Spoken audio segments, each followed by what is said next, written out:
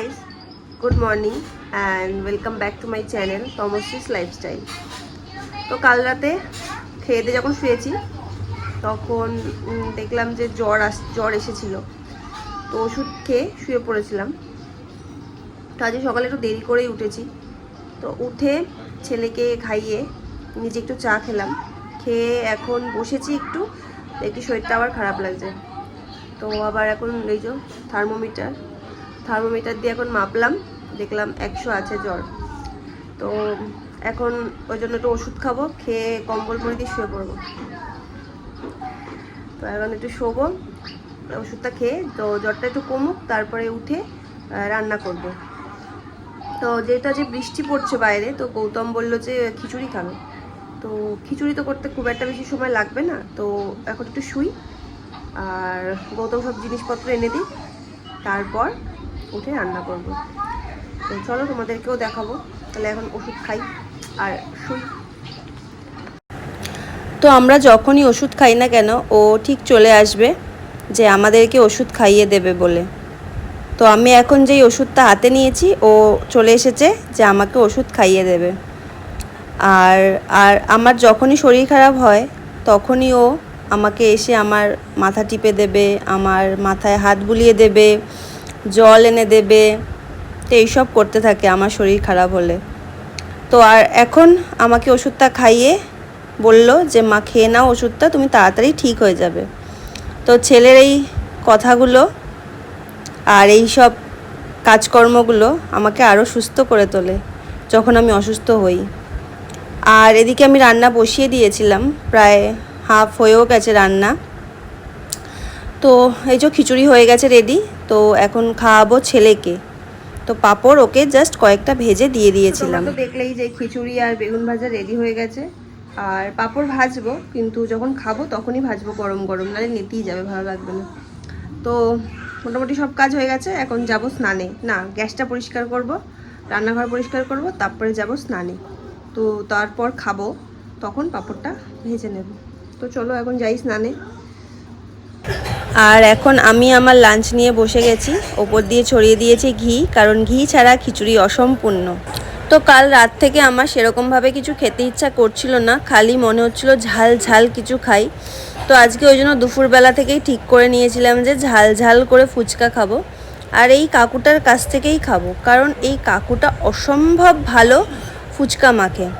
মানে ফুচকার আলু মাখাটা যেমন টেস্ট, টক জলটাও সেরকম টেস্ট। তো সমস্যা একটাই যে এই কাকুটা আমাদের বাড়ি থেকে অনেকটা দূরে বসে, কিন্তু যায় আমাদের বাড়ির সামনে দিয়েই, কিন্তু বুঝতে পারি না, ঘরে থাকি তো তো বুঝতে পারি না কখন যায়, ওই জন্য খেতে গেলে একটু দূরেই যেতে হয়, গিয়ে খাই। তো আজকে ছেলেকে নিয়ে যখন বেরোলাম খেলতে, তখন মানে হাতে চাঁদ পাওয়ার মতো কাকুকে দেখতে পেয়ে গেলাম, তো ডেকে ওই জন্য বাড়ির সামনে নিয়ে আসলাম।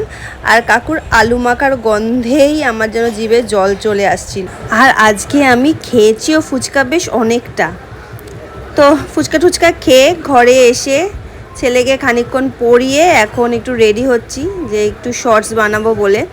তো শাড়িটা আর ব্লাউজটা হাতের কাছে ছিল, তাই ভাবলাম যে এটা পরেই শর্টস বানাই, কারণ শাড়ি তো জন্মে পরা হয় না।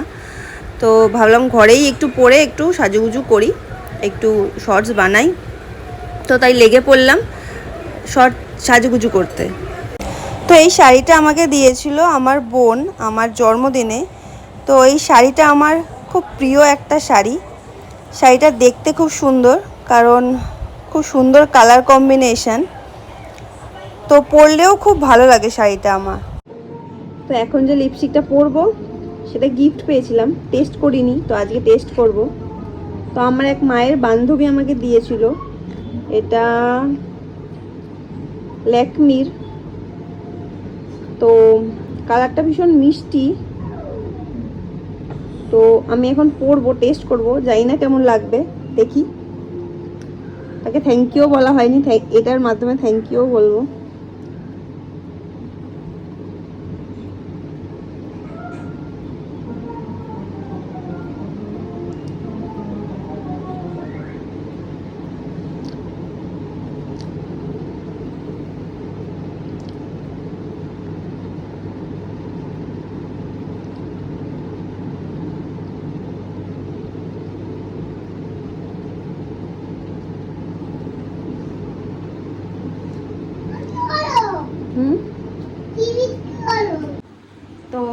লিপস্টিকের শেডটা ভালোই ছিল, ভালোই লাগছিলো কালারটা। তো তো ভেবেছিলাম শর্টস বানাবো, ওই জন্য একটু রেডি হয়েছিলাম, বাট বাড়িতে লোক এসে গেছিলো, তো ওই জন্য আর হয়নি রিলস শর্ট বানানো। তো ঠিক আছে, এমনি সেজে গুজে ভালোই লাগছে, বাড়িতে একটু বাজে বাজে সাজলে ভালোই লাগে। তো ঠিক আছে, চলো ছেলেকে খাওয়াবো, তো চলো পরে দেখা হচ্ছে। তো আজকে যেহেতু শনিবার, তাই নিরামিষই করেছিলাম। তো দেখেছেনই যে খিচুড়ি করেছিলাম, আর জানেনই তো গৌতম নিরামিষ খেতে পারে না, তো ওই জন্য রাতের বেলা বললো যে একটা ডিম ভেজে দিতে।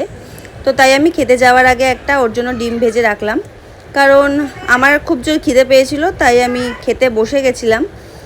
আর ও বলল যে ওর এখন খিদে নেই, তাই ও একটু বাদে খাবে, তাই আমি ডিমটা ভেজে রেখে দিলাম যে ও যখন খাবে খেয়ে নেবে ডিমটাকে নিয়ে।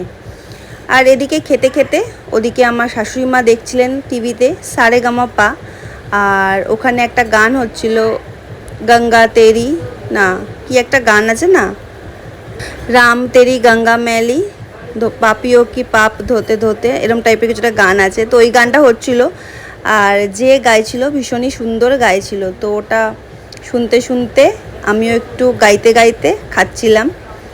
তো সচরাচর এখানে বসে খাই না, কারণ এখানে আমাদের ডাইনিং টেবিলটা যেখানে রাখা, সেখানে ফ্যানটা জানি না কি হয়েছে প্রবলেম, তো হাওয়াটা ঠিকঠাক লাগে না। তো এত গরমে বসে খাওয়াও যায় না। তো তাই আমরা যখন খাই ভাত বেড়ে ঘরে নিয়ে চলে যাই, ওখানে খাই। তো চলুন খেতে খেতে আজকের ভিডিওটা এখানেই শেষ করি। টাটা, গুড নাইট, দেখা হবে আবার কাল।